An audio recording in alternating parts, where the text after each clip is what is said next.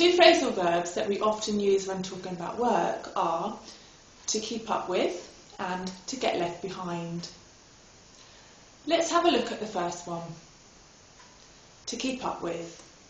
To keep up with someone or something means to do whatever is necessary to remain at the same level or equal to that someone or something. To get left behind means to remain behind, away from that someone or something. Today, I would like to speak to you about some phrasal verbs that we frequently use when speaking on the telephone. The phrasal verbs are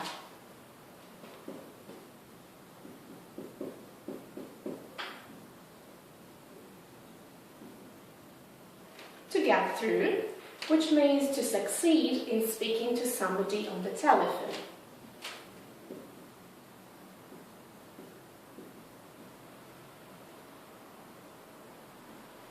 To put through, this is when the telephone operator connects you by telephone.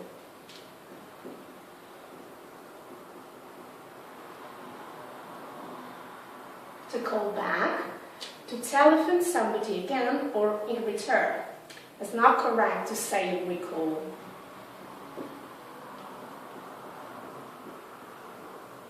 To pick up, to answer a telephone call.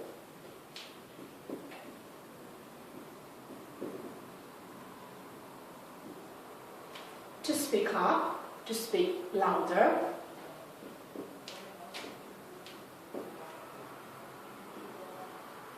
To hang up, to end a telephone conversation and put the phone down.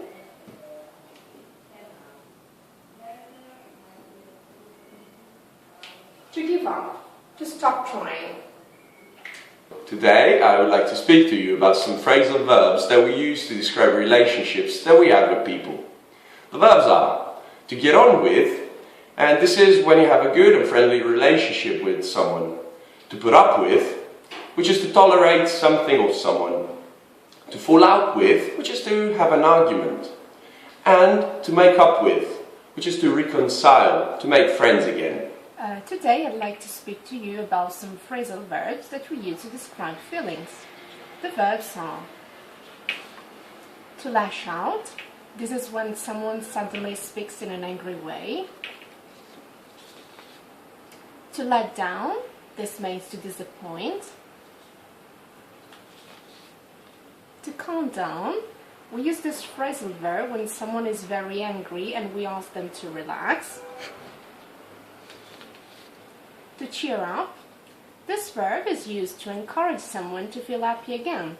If someone is feeling down, you say, cheer up.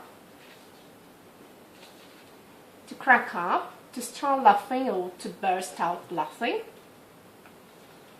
Today I'm going to explain some phrasal verbs that are very commonly used in business meetings in English. The first one is to put off. This means to postpone. We can postpone a meeting to a later date. To call off. This means to cancel. To come up. This is used when something important and unexpected happens. A problem came up this morning and then I was late for the meeting. To run through. This means to briefly talk about the important points on the agenda that need to be discussed. To go on or to carry on. This means to continue.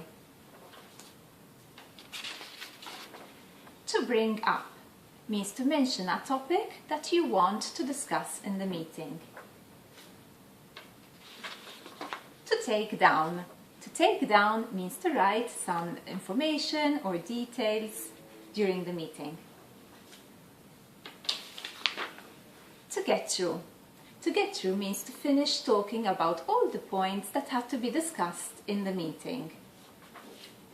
And finally, to wrap up, which means to conclude and summarize all that has been said in the meeting.